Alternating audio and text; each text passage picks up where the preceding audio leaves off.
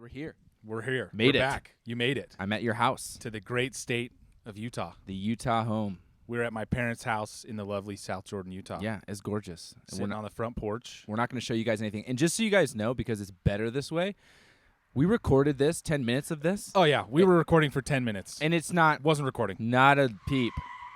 Yeah. Oh, yeah. People are just Tokyo drifting around the corner. A Tesla. So. A Tesla. Tesla Tokyo drift, Just you know? getting after it. It's well, fine. I just want to show you something. Your parents are so sweet. So your mother has this cart in my room. Yeah, Which JD's is staying your at room. it was my old room, Yeah. but JD's staying at my parents' house because he flew out here to hang out. So And they're housing me, which is very sweet of them. They didn't have to do that, and they've been so generous already.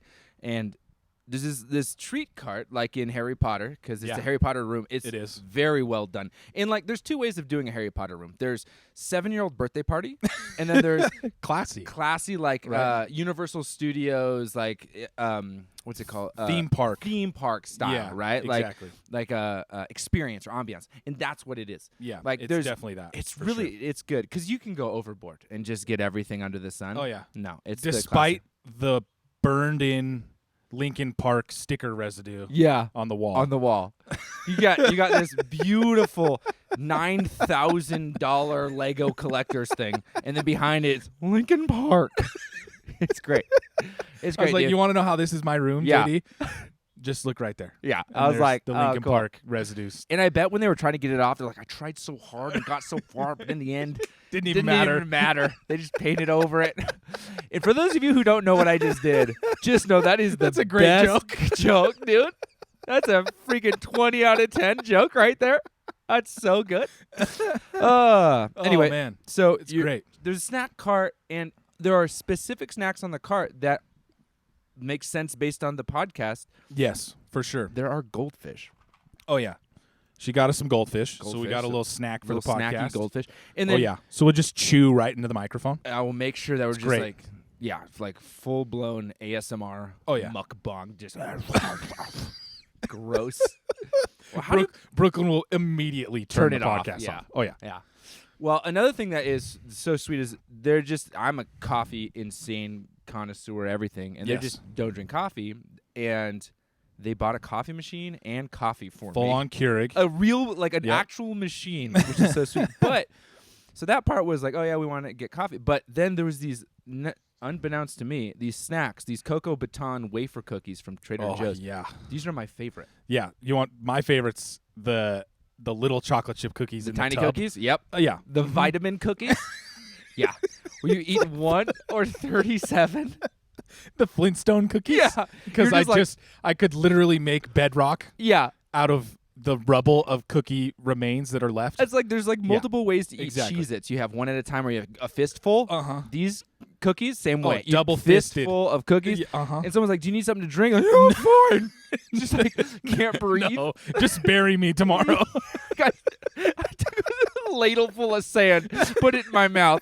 And, are you okay? I'm great.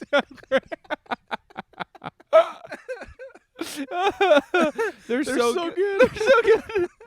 Oh, yeah, but here's I love those. a baton for you. Oh, yeah, I'm going I to get already in there. Pulled them out. Yep. Because on the first recording of There we this, go. it took me 4.5 minutes. He was trying really hard to I open used- that yeah, and package, I but couldn't it's do it. fine. And then I'm not gonna hold this like a dweeb. Hey, look at no. You know? You're not going to hold it so like good. Marilyn Monroe, Yeah, dude. you know? Not in my dress. It's not Mm. Tuesday. This is great. So I'm out here, and it wasn't by. I didn't plan this to happen, but there was this Nintendo event. So JD flew in. We picked him up from the Salt Lake airport. And for those of you that are from Utah, know that Salt Lake Airport's like a hop, skip, and a jump away from downtown. And downtown there's a mall that's kind of a dead mall now called the Gateway. But the Gateway Mall used to be bumping in like the early 2000s. Mm-hmm.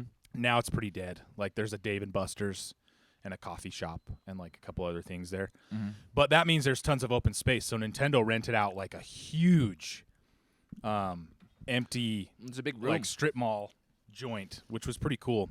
Yeah, and they pretty much probably chose that mall because there's just a bunch of empty space. Yeah, for them. exactly. And they probably got it cheaper, right? But the Nintendo's running their Days of Play event right now where they're going around the whole country and doing like this show for the Switch, basically, right? Yeah, it was super cool because like the part that impressed me, and I didn't notice it until like we were there for a while, is we need to do this right. We got a cheers too. Cheers. They're in the same room again. Right? This could be good. It's good stuff. All right. Yeah, it's still good. It's still good. Yeah, and I'm actually gonna have some of my bad coffee from Starbucks. That's fine. Get in there. Mine's getting warm. It was cold. Yeah, it was cold at one point. So what was really cool about this experience was there was the Switch, and then there were multiple stations. So the way it was set up was kind of like a like you got to do a few different experiences. You had this little card. They give you stickers. Yes, yeah, and then at the end you got to do like a claw machine. Yeah, but it was mostly just the card was to kind of like virtually push people through the event a little bit, right? To do some different things. They had photo ops. Yeah, with different with Pikachu and just, we will put the pictures in the video podcast for you guys. We'll stitch the pictures in for you because they were great. They're so goofy. A bunch of we were for sure the only. I would say we were the only people our age without kids. Yes, for sure. But it was. I mean, for me, I didn't fly with my kids. They're at home with my wife because my littlest one is still too young to fly. But your kids were at home, and Tyson has 3. And he decided he was going to bring them, but he decided I'm just going to bring them tomorrow, and we're just going to go have some bro time. And have some bro time. But we definitely looked like all 3 of us, black shirts, black shorts, hats, backwards hat, looked straight like we got pulled out of a Super Nintendo ad from the 90s. And it was cool though because it was sweet though. We weren't the only people our age. No, it was a bunch of like dudes our age. Yeah, with their kids. But they were having just as much of a fun time as we were, which was cool to see. For example, that the first thing you go into was there was like a Mario Kart setup where they had like the seats, and it was like on a big Nintendo Switch OLED TV. Yeah. And it was the whole thing. But the first round we got to sit, like the 3 of us sat and played with one of the event employees there. And so competitive. Right? Oh my gosh, we were getting after it. Like it was silent, white knuckling the controller. We just wanted to beat the employee. Oh yeah, we did. We did. JD took 6 though. But I did not do well. It's fine. It's cool. Rematch tonight. You will be 14. It's the only time I've ever played better than you at Mario Kart. I know. Like if you look at the history on our Mario Kart lobby, you've it's never like won one. I've never won. Yeah. So I had to rub it in a little bit. Right? I'll allow it. But the second round, so cute, right? Yeah. Oh, I loved it. There was a little girl and a dad that was like our age, right? But she comes in and he's like, she's been wanting to play this the whole time. Yeah. So she takes JD's seat because he was doing the Princess Peach. I was seat, the Princess right? because pink's my favorite color. Oh yeah, that's pink chords. We're pink. in there. Yeah. But she sits down and Tyson, myself, and JD look over and we're like, so she's winning. Right? Yeah, we have to make her win. We have to make her win, and it's on our favorite stage, which is the Excite Bike stage. But we did everything in our power. We went full Bash Bros. We did. We were like bashing all the other characters out of the way, and she's like driving down the middle. It was so cool. It was amazing. Just a great experience. I didn't think it was going to be possible because it's really hard. It was computers. Yeah. It wasn't other players. It was us 3 daddies and then the one kid, and we're like, how do we do this? How do we manage 8 computers? But we were just like, I was falling back in the stage to get better items so that I could drive forward and then just hit them all with items, and then I drop back again. Yeah, and then she just kind of drove through the mayhem. It was great, and she won. She ended up getting first place, and she like stood up and jumped up and down, and we all were celebrating. It was so awesome. Everyone, and the person working there said the funniest thing. She goes, "That was so sweet. I've just been here ruining kids' lives all day." She was just like, I don't. She's like, I've played 730,000 rounds today, and I haven't let a single kid win. Yeah, she's just destroying faces. And so it was cool, and it was like it was great. It was one of those moments because all 3 of us, we all have daughters, so it's just like we gotta let her. We win, just want to want her to have win. a memory of having a great time. Yeah, with 3 big old burly dudes with playing beards games, playing Mario Kart. Right, so fun, man. But what was cool, so that was our entrance into this event. Yeah, and it just set the tone for the whole rest of the event. Like we were all smiling ear to ear. Like it was so good. It was so good. And it wasn't like this huge giant thing, but it was really, really like for us, for me it was extremely like I don't know if nostalgic's the best way to put it, but it was just this really special because it's Nintendo. It's with my friends. Yeah, we're hanging out with the bros, right? Like, it was so good. And everyone is super into the idea and super into this, and huge fans of not just Nintendo but the Switch as a console. Yeah. And that was their main showcase. But while we were going through it, I noticed that they had the big games that are promoted, like Pikmin 4, Tot K, and Scarlet and Violet was there too. Yep. But then you notice that there's other booths where you can try other games, and they have full like exhibit style like cutouts. It was very.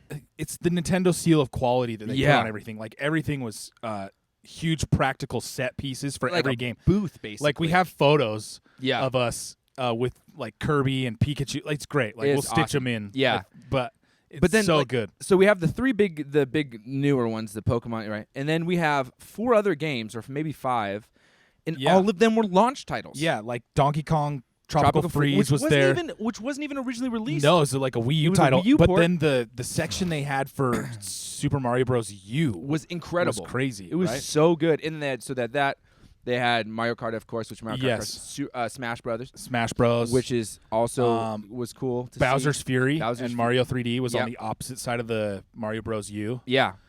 And I think Kirby. The Kirby, which was the Dreamland Deluxe was awesome. Also a port. Also a port, though. Yeah, but that just shows you the power of the Switch, right? Like, oh my gosh, the Switch, dude. Nintendo was in a bad spot with the Wii U. Yeah, like, it was not great. I'm still pretty convinced that the Wii U was like I feel like they had bought a little bit of space with the Wii. Yeah, they did. They did for sure. And so they're like, we need to do something like the Wii in like really trying to knock it out of the park. We have a little bit of runway. That's true. Let's do this Wii U thing and let's see. And so the Wii U's life cycle was pretty short. It was really short. One, because 3 or 4 dead. years. It was maybe 3, 4 at the top. Right? Like the Switch is past. Switch is already way past. Switch is in its 7th year. Yeah. Right? And so the Wii U was a really, really short life cycle, but the Switch is just crushing dude, the Switch is killing it, dude. This thing is.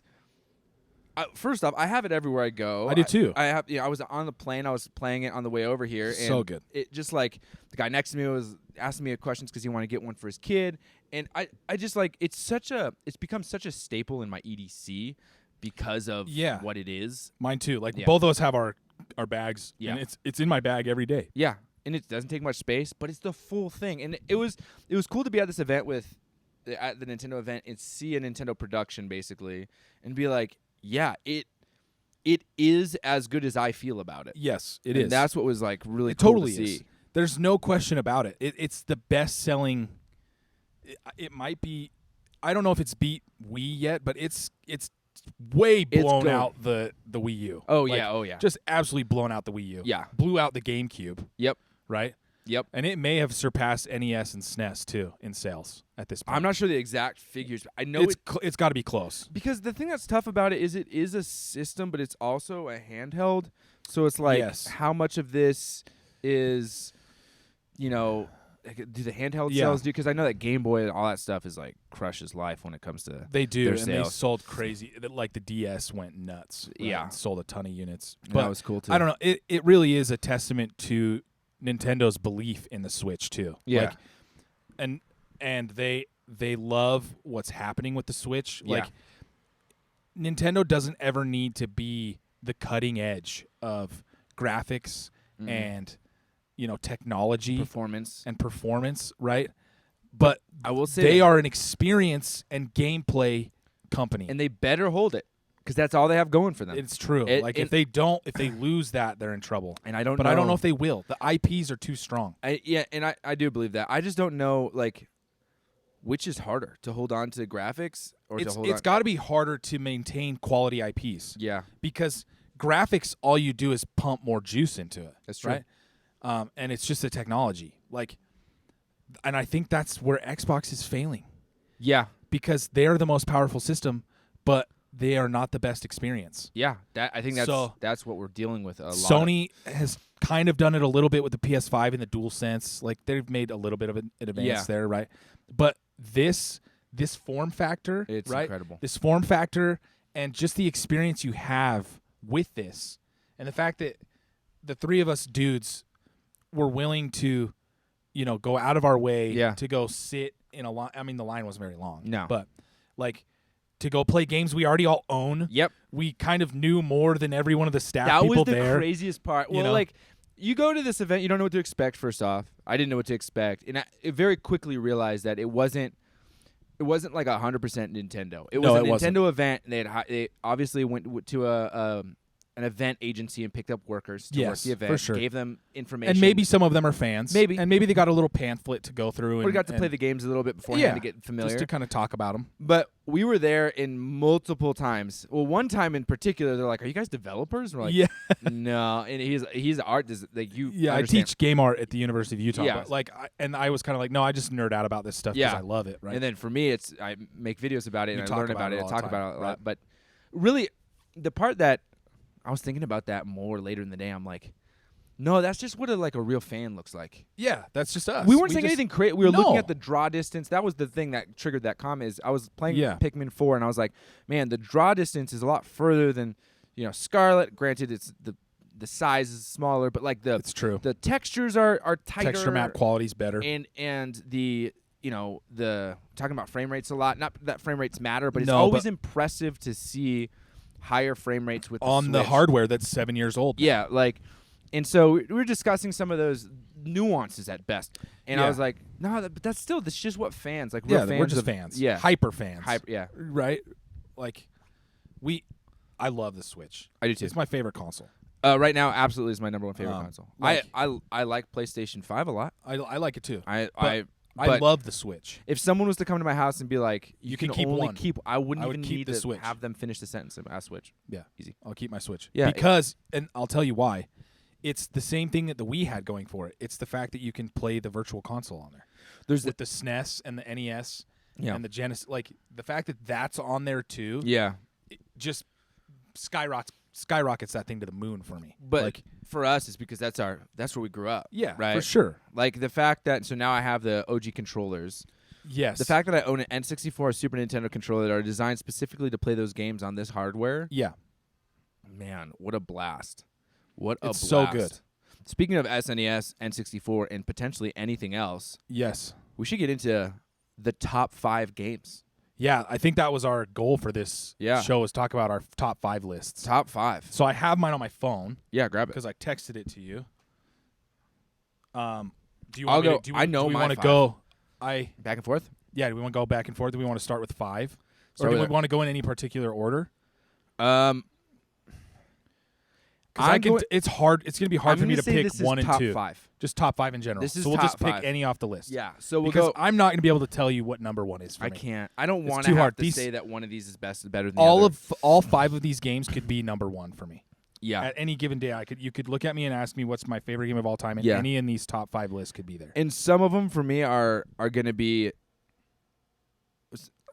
I'll tell you my number. I'll tell you which one would arguably be number 1 most days. And I know what it is. What is it? Super Mario World. Yeah.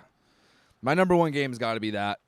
But it's not really number 1. But I'm going to start this list off not with the 5th or the 4th. So let's talk about Super Mario World. Super Mario World, which we've done. We've kind of done it in length. Yeah, but let's hit it again.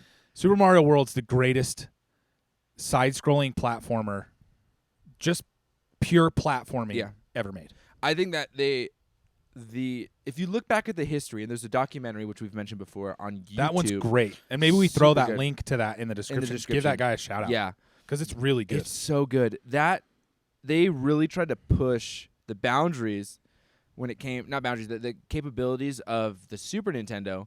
Now, was Super Mario World demanding in its 3D nature? Not necessarily, but what they did with that game was they just broke a form to like push it and get these different worlds and these different levels, and the level design was crazy, and the overworld was crazy, and all of that stuff was like nuts. Yeah. And it's so well done, because before that we had I think the game before that was 3. Yeah, Mario Bros. 3 was the last it was world style game that existed, and then we had Super Mario World. And so with Mario Bros. 3, there is secret passageways.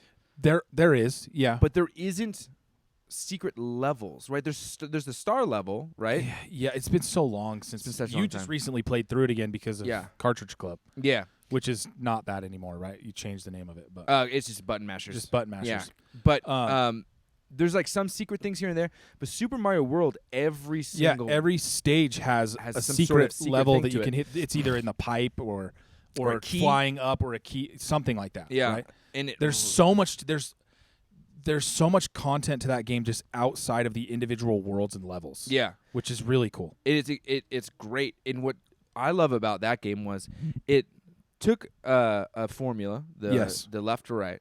It made it better because it added a little bit more depth with the underground and above. Yep. In a lot more levels and secret passageways. And then every Mario game after that started to take stuff from that game. So the haunted the ghost worlds and the haunted mansions, we have those in N64. Yeah, and it's spun off a whole series. Yeah, Luigi's Mansion is based off of those exactly ghost castles. Right? And then we have these castles that we go through, which we see in Super Mario 3. Those are in World, but then we have games after that like 3D World or Deluxe U that heavily leans into those types of levels. And so Super Mario World like perfected a formula and then created the standard. Yeah, and the thing that is always super impressive with that generation of Mario games is the tight controls. Oh my gosh, Mario so is tight. so predictable of how he's going to move. Like, it's not cheap. No. You know what I mean? There's some games where you're really floaty or you are like a rock. Yeah. And your character does not move well. In Mario, if you can get slick with the D-pad, you can be so precise in that game. You can. There's certain levels that exist and are designed to exist in a way where you're only hopping on people. Yeah. You can get the whole level where you just... And they have different combos that exist with perfectly distanced enemies that I think it's after the 5th enemy you hop on, the 6th is a 1-up, I believe. Yeah. You can get like multiple 1-ups in a row. And like it's crazy. There's so many different ways to go about it. And they introduced the collectibles in that game. The 5-star, the coins, the big coins that you have to collect. Exactly. They were kind of arbitrary. They didn't give you any additional thing. But it was just more content, more stuff for you to do, right? Yeah. The other thing that we need to give a nod to is Mario's art. Super Mario World's art. The pixel art is still... It's my favorite. It's the most beautiful looking pixel art on the console. I agree. It's so good. I have there's really good art on that console. There is. I might make an argument in a little bit for something that I think has just as beautiful pixel art, but it's a different type. It's the parallax scrolling. Yeah. And I nerd about parallax scrolling all the time. But explain. The parallaxing is when you have multiple layers in the background of pixel art and they move at different increments or they move based off of the player's movement so that it gives a depth of field to the background. Yeah. And it just makes it look more immersive. Yeah. And you can tell a difference when games don't have it and when they do. For example, Castlevania on like Castlevania 1 doesn't really have great parallaxing. But then you get into games like Super Mario World and Shovel Knight. Shovel Knight has really, really good parallax scrolling. Yeah. It's just a depth thing. It just creates more immersion. And it's great too. And it looks beautiful on Yeah. Super Mario World. The aesthetic, the color palette, everything about it, the chibiness of the sprites, like Mario's animations and his expressions on his face, like everything is so quality in that game. And it was a launch title. Yes, it was. It was a pack-in game. It was a pack-in game. Yeah. And the one last thing about that game, and then we can move on to another one, is the art style. What you said is love the art style. I do too. Like, so playing through Mario Maker 2, they have every art style that exists for Mario, and they've updated some of the original ones to have shadows at least. Sure. But every time I play a level that is Super Mario World, I'm elated. It's my favorite art style. Grin from ear to it's just so good. Yeah. I really enjoy it. It took me a while to get used to the 3D Mario, the 3D World, and Deluxe U Mario. Yep. But I'm into it. I'm into the Deluxe U better than 3D Worlds. I like this because I'm. You're a side scroller guy. You're a platforming side scroll. Well, I mean, I guess it is 3D platforming, but you're a side scroller guy. That's one thing. I'm a 2D platformer or 2D HD or whatever you want to call it. Like, I am a 2D platformer fanboy. Like, Forgotten World by the Kirby, that's technically a platformer. Yeah. But it's 3D. Yeah, for sure. But, yeah. A platformer being anything that's a set course. Yeah, exactly. And so, with that being said, I'm going to throw out one for you off my list. Mega Man 2. Mega Man 2. Mega Man 2 is one of those games for me, and I don't know how familiar you are with 2. Oh, he didn't mention, but Super Mario World's on his too. Yeah, Super Mario World's on my list. We just knocked out. We knocked out one from both of our lists. So I'm going to throw out another one. And you could hear my sentiment for Super Mario World. And I've talked about it before. Yeah. It's just one of those games that means a lot to me. Yeah. One brought us kind of together just Mm-hmm. for our genuine love for that game. Yeah. Was kind of like, oh, you like Super Mario World and I like Super Mario World. I think we have to be friends. Yeah, absolutely. So, but the next one on the list for me is Mega Man 2. Now, Mega Man 2 is one of those games that, for me, is one that I could go back and play every year. You just did? And I just replayed it again. Yes. It's a perfect game to me. It's the level of difficulty is really good. For Mega Man fans, you'll know that it breaks once you get the metal blades, and I was showing you some of that. They're so overpowered. Yeah. But it's fun. Like, you run through the boss design, like all the things we said about quality platforming is there with Mega Man 2. Yeah. Like, Mario, 2D platforming Mario and Mega Man are in the same breath for me. Like, Mega Man's controls are so tight as well, and you know how he works and how he's going to move, and just it takes Mario and then it gives him like a permanent fireball. Yeah. Because Fire Mario is my favorite Mario. Okay. When we could talk about this too, like your favorite power-up. We should. That'd be a good episode. That'd be a good episode. Yeah. But like off the cuff, mine is Fire Mario. Okay. And it's because Mega Man. Yeah. So like Mega Man jump and shoot is the thing, right? But the boss design, the final castle that you go through in Mega Man 2. Yeah. The pixel art is beautiful. The music is banging. Yeah. Like every track, every single level in Mega Man 2 is a banger. Like I could just put on that soundtrack and just be happy. Yeah. Right? And I don't know how familiar you are with Mega Man outside of me showing you the other day, but I did not play until X. So okay, I've played X is so good too. It's so good. I played through the X series. Yeah, the X series is really good. Yeah. But Mega Man, like it's one of those games like I have so many memories tied to it just playing it throughout the years. Like when I was a kid I emulated it because I didn't have an NES. So like we emulated it and I beat it 100 times, right? That's awesome. And then as a college kid, I started like getting into the virtual console stuff. So I had it on my Wii, and so I'd play it on the Wii because the Wii controller sideways is just an NES controller basically, right? So you play through that, and it's so good. Yeah. And then I emulated it again in college because like I was sitting in my classes and I'd be playing Mega Man 2. The first game I ever emulated was a Super Nintendo game, and it's going to be one of the games off your list. It is. Yeah. Because I did the same thing. This is the first game I ever emulated. We'll talk about it in a second. But yeah, Mega Man 2 is a perfect game to me. Yeah. So my next on the list would be Ocarina of Time. Yeah. And it's not on my list, but it could be. Ocarina of Time was my first Zelda game was Link's Awakening on the Game Boy. Yeah. And I loved that game. We both love that game. Oh my gosh, I loved that game so much. I played through it so much, and I was like, should it be that or Ocarina? And I had because I was like, top 5, where is it going to be? And I go back and forth often between Link's Awakening and Ocarina of Time, but I had to really give it a good think, and I would be more inclined to replay Ocarina than Link's Awakening because that game came at a time for me where I understood video games. Yeah, I think that's the biggest thing is because as you grow, like we played games as kids. Yeah. And you don't finish them. No. Very rarely do you finish games as kids. I didn't finish Link's Awakening until I was much older. Yeah. But you play it, and you keep playing it, you keep playing it, you keep playing it. Like, the only games I really remember finishing as a kid is Pokemon because they were on rails for the most part. For the most part, yeah. But, like, games, once I got a little bit older, yeah, for sure. Link's Awakening was on there. Yeah. Like, and I did a lot of emulating. Like, I emulated that one, too, because I didn't have it on the game. Like, my Game Boy, I had Pokemon, and I had a couple other, like, a handful of titles on my Game Boy. Yeah. But I knew how to emulate because my dad's a big computer geek. Yeah. And so I'd emulate all these games, right? Yeah.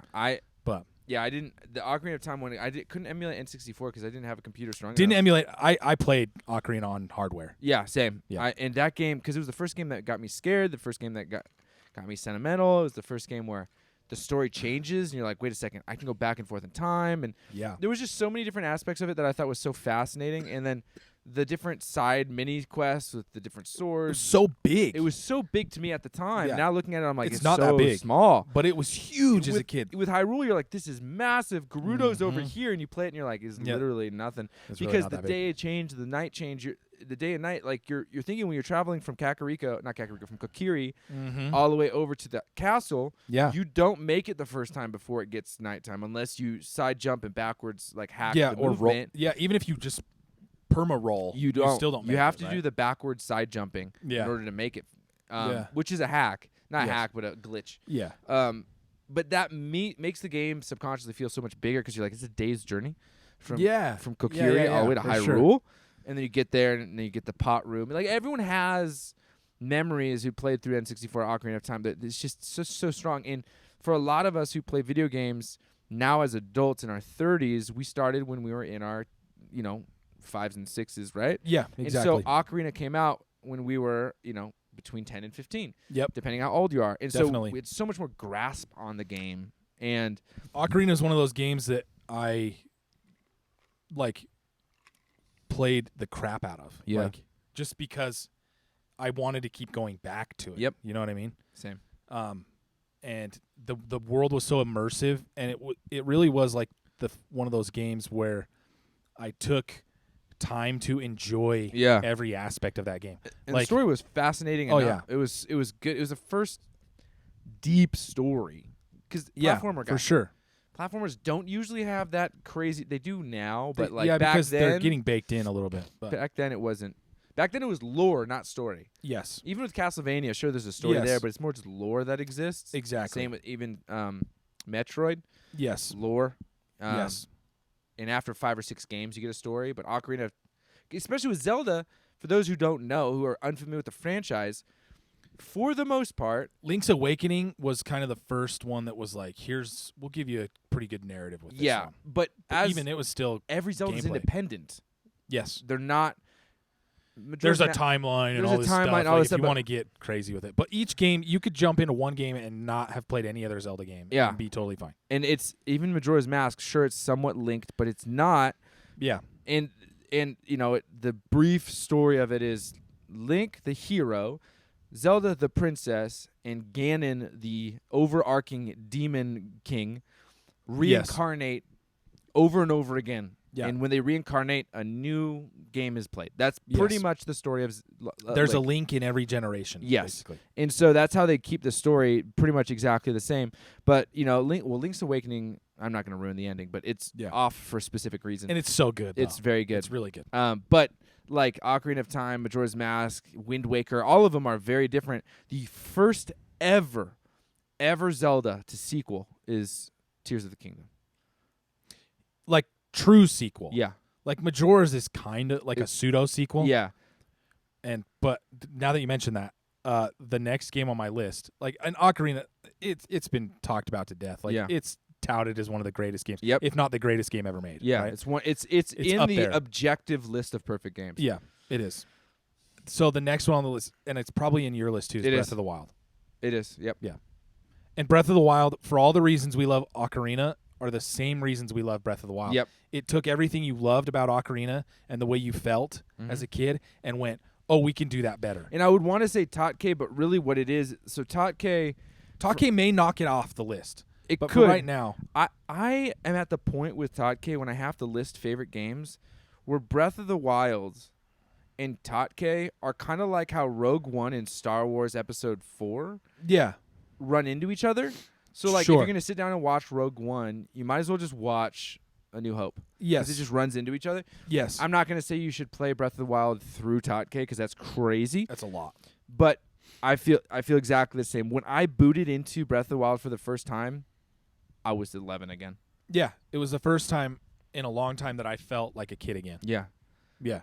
And it did all the same things that Ocarina did. Like, in Ocarina, you walk out of Kokiri, and you go, holy crap, I can walk all the way over there. Yeah. And you can. Like, you keep walking, and you're like, I should hit a wall at some point, and you don't. Nope, you don't. And Breath of the Wild was even crazier. Like, it literally, you drop in, the first thing in Breath of the Wild is like, oh, yeah, those mountains over there, you can go to those. Yeah. And you it's end up going and you to go them. to them multiple times. The first thing, like, you see the split mountain. Yep. And you don't think about it. You're like, wow, that's crazy. That's crazy. That's great background. You jump off with the paraglider, you're told to go through the split mountain. You're like, wait, that's not. I'm not going over there. A background. In the way that they figured out how to integrate load times, as long as you don't win bomb break it. Like, it's exactly. crazy. It's a perfect game. It feels limitless. I don't know. I don't have any. The gripes that I have with it don't outweigh the experience I had with that game. The gripe is story. It's everyone's gripe. That's right, and I think that now that we have Tot K, and now it finishes the story and completes it, and we realize that the game as a whole was just like how Nintendo does stuff. Yes. Never created to fulfill every box, check every box. Yep. It's created to fulfill a very specific need, which was an experience, and boy, it set a standard. It's a 10 out of 10. Go out. I don't think that they could leave this. They could perfect it, but I don't think they could leave it. The only thing that I think they could do is give us a retro-styled Zelda game and talk to the fans of Zelda. Like, if they put out an HD remake of Ocarina, oh boy, that would be that would do it, right? Yeah. And that would set a precedent, and they could be like, yeah, we could go back to the old style again. Yeah. But I don't think they could put out a new title in the franchise and not contain aspects of this game. Yeah. Like, they've kind of painted themselves in a corner a little bit. Yeah. It's a great corner to be in. It's not bad. And it's new. That's the thing. It's new. It's new. I mean, Tot K's not new. It's going to be interesting to see what happens with that franchise. Yeah. Moving forward, because they've made the perfect Zelda game. I don't know how you make a better Zelda game. I agree. But Nintendo, that's why I'm not in charge, right? Eiji Onuma is a genius. Yeah. So, Breath of the Wild is a perfect game. Yeah. And that's why it's in the top 5. Top 5, yep. So Talk I haven't finished, so I can't. Talk I haven't finished yet either, but I'm doing the same thing I did with Breath of the Wild with it and just taking my time and enjoying every minute of it. I'm in no rush. That's going to be a game I 100%, so I'm just taking my time. And it's nice because you can. You can. You don't feel it's a obligated game like that. To roll and you can credits. jump back in and not be like, what did I do last in the story? Where am I at? I don't know what quest I'm on. It's like, no, I know exactly where I am. Yeah. I drop back in and I can pick it up and start playing it. There's so much charm to that. It's so perfect. Yeah. So that's 3. That's 3. So we did Super Mario World. Yep. Mega Man 2. Yep. And then my side was Ocarina. Your side was Ocarina. Came together for Breath of the Wild. Yep. Where Breath we of the Wild. So we're splitting Chrono Trigger. That's the first game I ever emulated. Yeah. Chrono Trigger for me is one of the most important video games of my entire life. Yeah. It's the video game that made me fall in love with RPGs. Yeah. It's the video game that made me fall in love with character narrative and story. Yeah. Because I played Chrono Trigger before I played Ocarina. So Chrono Trigger for me is one of those games that is like, you have that pantheon in your head of like, what is the, and we've talked about perfect games, but all these top 5 games are perfect games. Right? Yeah. Chrono Trigger is one of those games where gameplay, narrative, and art all come together in such a perfectly wound package because, like, Akira Toriyama, who's the character artist and designer of Chrono Trigger, also did Dragon Ball, who's my favorite. Dragon Ball is one of those things for me that's just as quintessential and important to me as anything else in my life. Like, Dragon Ball, it started my love of anime. Yeah. Like, so, the fact that Chrono and all of the cast all look like Dragon Ball characters. They do. I was like, this is insane. Yeah. Right? The girl looks like Bulma. She does. Yeah. And Brooklyn is going to love that. Yeah. Bulma. Chrono looks like red-haired Goku. Yep. Like, but the thing about Chrono Trigger is it just hits on every note of, like, a really good narrative and story and just those things that you think about when you are thinking about a perfect game. Like, gameplay-wise, the active time battles and all the cool things that you can do with the like the team up attacks and all that stuff. It's really, I'm just gonna move this. It's you're good. I just wanted the sun because it's not. Oh yeah, you don't want it to cook in there. You go. Right. So the team up attacks and like all the cool things you can do with the combat, the characters that you meet and find, like the story of Frog and like his redemption arc to save his friend, you know, and all this cool, just cool stuff that you do in the game. The time travel aspect is also great. It's just a fun game. Yeah. And it's beautiful to look at. I remember when I played through it, I was like, dang, this is insane. I remember playing a few games on Super Nintendo where I was like, I feel like I'm ahead of something. Yeah. You know? Yeah. And no, that's a great game. It's not in my top 5. That's okay. But it's my equivalent would be Final Fantasy X, which is another good one. 10 isn't in mine, but there is a Final Fantasy game in my top 5 too. So Final Fantasy 9 was my first ever Final Fantasy. Okay. That's good. And then I liked it. I didn't have it though. And so I had 10. And when I played through 10, this first game I ever broke 100 hours on. Yep. I fell in love with the characters. I fell in love with the story. I fell in love with everything about it. Yeah, and it's angsty. It's so angsty. And I was like 13. Oh yeah. So I was like filled with angst to myself, you know. And so everything about that game was just like, I loved it. They did a lot of cool things with that game too, like the ability to switch your party members out. In real time. Yep. Like that wasn't a thing that was that you could normally do. And the Final Fantasy summons games. the cutscenes for summons were so cool. And they were cool, but then when you couldn't skip them, yeah, that's true. It started to get a little obnoxious. Sit there and watch Ifrit come down for the 3,000th time. Like, cool, Bahamut, we get it, dude. You got a disc on your back. Take forever. I gotta go eat my pizza It's like rolls. Knights of the Round in Final Fantasy VII. Though. Yeah, dude. But anyways, it takes forever. But Final Fantasy X was that for me. It's just like because JRPGs I love, but they aren't number one. Yeah. But Final Fantasy X made me fall in love with the franchise. Not the franchise, but the genre. Okay. And so I clung to Final Fantasy from that point on, and then from that point I went back and played 7, 8, 9. I think the order was 9, 8, 7. No, 9, 7, 8. Yeah. Completed 9, played through 7, played through 8. Okay. And so 10 is a great game, and it's PS2's best RPG. Yeah. I'm sorry. Well, Kingdom Hearts is on there too. Yeah, that's tough. Yeah, but it's tough. It's one of the best JRPGs on the system for sure. You could probably make a list. I'll give it JRPG, best or JRPG, because Kingdom Hearts isn't JRPG. It's an ARPG. Yeah. Right. Yeah. Which is like an action RPG or just an adventure. Yeah. It's really good. So I think the next one. So let's recap again. Yeah. So you're four that we've gone through. Super Mario World. Yep. Super Mario World. Then we split. You went Mega Man 2. Yep. And then I went Ocarina. Yep. Came together for Breath of the Wild. Yep. We split. You went Chrono Trigger, and you went 10. 10, and I think we're gonna split at the end too. We're gonna split at the end too. So my last one is The Last of Us. Last of Us. Yeah. Okay. So Last of Us is like the only modern title I have on that list outside of Breath of the Wild, right? Yeah. But Last of Us is one of those games where it changed me as a person after I played it. Oh wow! Like, were you a parent already? No. Oh. Okay. And it's hard for me to go back and play it now. Yeah. Being a parent. Yeah. The opening scene is so hard to play through as a parent. Yeah, especially as a father of a daughter. Yep. It's tough, dude. It's really hard. But it's one of those games that changed the way I played video games. And the way I cared about characters in games, because Joel and Ellie it felt like I was part of the family. You know what I mean? It was such a different story. Like, it was so different. It was. And it was third person, but it felt a little bit tighter. It felt a little Resident Evil third person. It did. It really did. Is that second? They don't have second. It's a third person, but it was one of the changes to modern games where they pulled it in over the shoulder. Yeah. So it's a lot more intimate, but you see more of the screen. Yeah.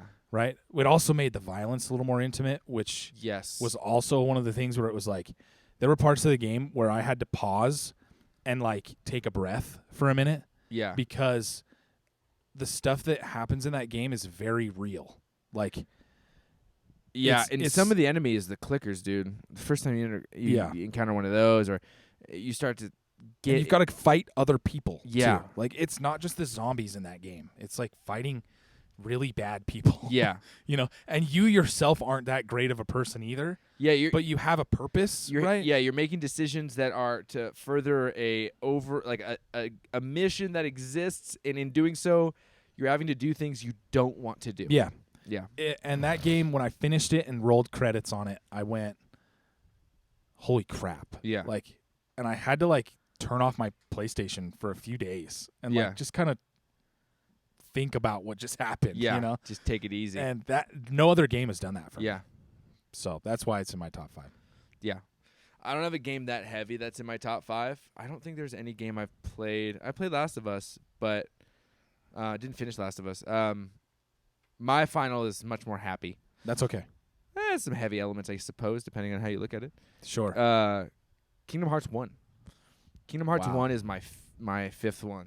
That one came out around the same time as Final Fantasy X, in the same time for me. And so Final Fantasy X, we already set the standard that I loved that game. Yep. And so I loved everything about Final Fantasy X. And then I'm like, whoa, this is a new game that has Final Fantasy X characters in it. Oh yeah, and it's 7 a crossover, characters. And 7 and 8. Gosh. It has, it has Squall. It has Cloud. It has, which you don't know until later. It has Sephiroth. It has all these. Like, holy smokes, this is wild. And like, that part was so intriguing to me, and it was a Disney thing that was pretty cool. I was like, this actually seems pretty good and pretty rad. Yeah. I grew up loving Mickey. Like, Disney was a huge part of my life growing up. Sure. You lived 20 minutes away from the park. Yes. Well, in my later years, early on, though. Oh, that's true. You weren't. No, I lived in Washington, but we had Mickey movies, and I watched the old school Mickey cartoons all the time.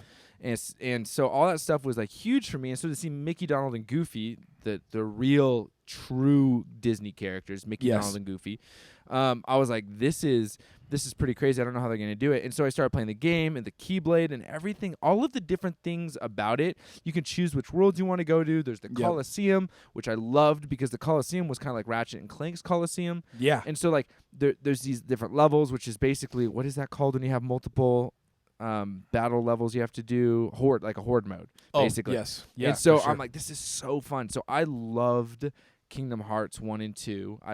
3 was okay, and then 4 I haven't played, but Kingdom Hearts 1 is a special one for me too. Like, it's so the first. Good. It was one of those first games as a kid where I like remember saving up a ton of money for it. Like, when I was younger, your parents are buying games for you, right? Yes, as much as they can. Like, we weren't loaded by any means. So for us, it was like always Christmas and birthday. We always traded. That's what we did. We went to Funkoland. Yeah, and as I got older, that's what I did too. And my parents didn't quite love that as much. Like, I remember selling Game Boys and stuff to like get games. Like, but Kingdom Hearts was one of those ones I earned. Like, I mowed lawns all summer. Like, I pre-ordered that game and like saved up a bunch of money. And like, I still have my copy, which we've talked about before on the podcast. It's one of those most important games to me too. Like, the next 2 games in my list, like, top 5 is so hard. It's top 10 is much easier for me because the next game on my list would be Final Fantasy VII. Yeah. And then right under that would be Kingdom Hearts 1. Yeah. So like, we'd be right there. Yeah. But yeah, Kingdom Hearts is incredible. Yeah. The first one, the funny thing is that 2 I feel is the better game, but 1 I have like 1 I have more emotional attachment to. Yeah. 2 is the more fun one. And 2 has a lot more depth, and the lore gets crazier, right? Yeah, it starts to get really with Tetsuya the Nomura council and all the different stuff. And what are they? The 13? Organization 13. Yeah, everything, and the cloaks, and they're like running something in the background. The nobodies and you have the all this kind of stuff. Chain of Memories that exists. From the introduction of those characters, and you have all these different like side shoots that happen. Yeah. And so it gets wild. But for me, 1 was just. It was 1 was the whole package. Like, it was so revolutionary. It was just like, what is this? Like, you could put 1 in a sphere, and put it over here, and not even need the rest of the series. Yeah, which is sad to say, but because I love 2, but it could have been done there because 1 even incorporates gummy ships, which was like Star Fox. Yeah, it was crazy. Some of the stuff with the gummy ship later on in the series, I'm like, I don't want to do this. It's so much work. But the first one iteration of the gummy ship was fun. It was a lot of fun. Super fun. Like you're customizing your little Lego ship. Yeah, it was a blast. Fun. It was a good time. So yeah, that's our top 5. That's the top 5. And it's hard because you ask me on any date, and some of those might shift around. Yeah.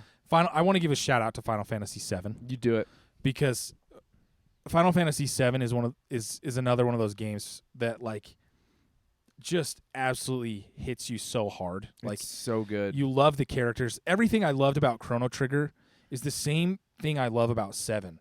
Like Chrono Trigger really inspired a lot of the things for 7, I think. Mm-hmm. And like I don't even know where to start with 7. Like I could get emotional talking about that game because I love all the characters, I love the story, I love everything about it. Like the story is not insanely good, but the characters and the interactions they have with one another is where it shines. It's a solid story though. And the story's not bad. Yeah. But the characters are what make that game incredible. Yeah. And like everything that happened to every one of those characters, every character in that game has a rise and fall in their story. Yeah. And it's so great. Like it's a perfect example of why JRPGs have their popularity. They are long, they seem tedious in some ways, but the story takes on so much development. In Final Fantasy as a series, they really do a good job at, some people are like, oh, there's so much cutscenes. It's like, yeah, but it's not like a 40-hour game that 20 hours are cutscenes. It's a 40-hour game that an additional 20 hours are cutscenes. Yeah, exactly. Like, they really do a good job at allowing for these additional different scenes and these different interactions to amplify the game.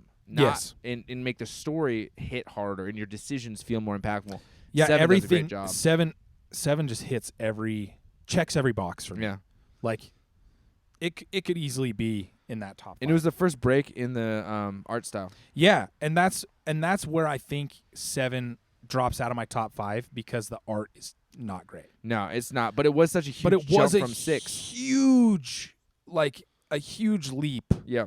In technology and and they tried all these crazy things, but that's why Chrono Trigger takes that spot. Yeah. And Final Fantasy VII falls to the bottom half of my top 10. Because Chrono Trigger leaned into what was already established and perfected just made it the best. It's the best looking pixel art JRPG. Yeah, hands down. It's so good, and I will fight anybody on it. It's the best looking art. It's so good because you have a tried and true designer. Akira Toriyama's touted as one of the greatest manga artists of all time. Yeah, and maybe just one of the best artists in general. Like, yeah, and they just translated everything that he did into pixel art they so did such a good job. Yeah, and every biome and everything that you visit in Chrono Trigger is beautiful. Yeah, like it's so good. You know what game I think doesn't equate it, but like it reminds me of that kind of beauty. I feel the same. Like, man, this is so good looking. Eastward. Oh, Eastward's great. It looks gorgeous. It's great. That's this month's game of the month. Yeah, Eastward's great. And I'm going to finish it, but I just needed a little break because we've been playing through Final Fantasy 16, and it's an amazing game. But there's a lot. And it's heavy. Yeah. And I needed a break. Yeah. So I've been playing platformers. We were playing Shovel Knight yesterday. That was so fun. So fun. We might play more today. Eastward is just the story is Eastward's good, great. But it's a talky game. Lots of reading. It's very text heavy, and Zero that's where voice acting, all reading. That's where it starts to lose me a little bit. Yep. Because the action in the game is fun and it's really good, but there's not enough of it. Well, take the cinematics of a Final Fantasy game, translate it into text, and put it into a 2D, 3D type of Chrono Trigger game, and that's what it is. So much reading. It's so good. It's a novel. It's great. That's it, dude. That's it. I think we crushed this one. We crushed it out of the park, and we're gonna get a couple of these in. Yeah. So you guys we got some eating ones. Oh yeah, that'll be fun. So again, dude. Cheers. Been so good. Wrap it. We'll wrap it. Boom. Call baby. this one an end. Yeah. Later.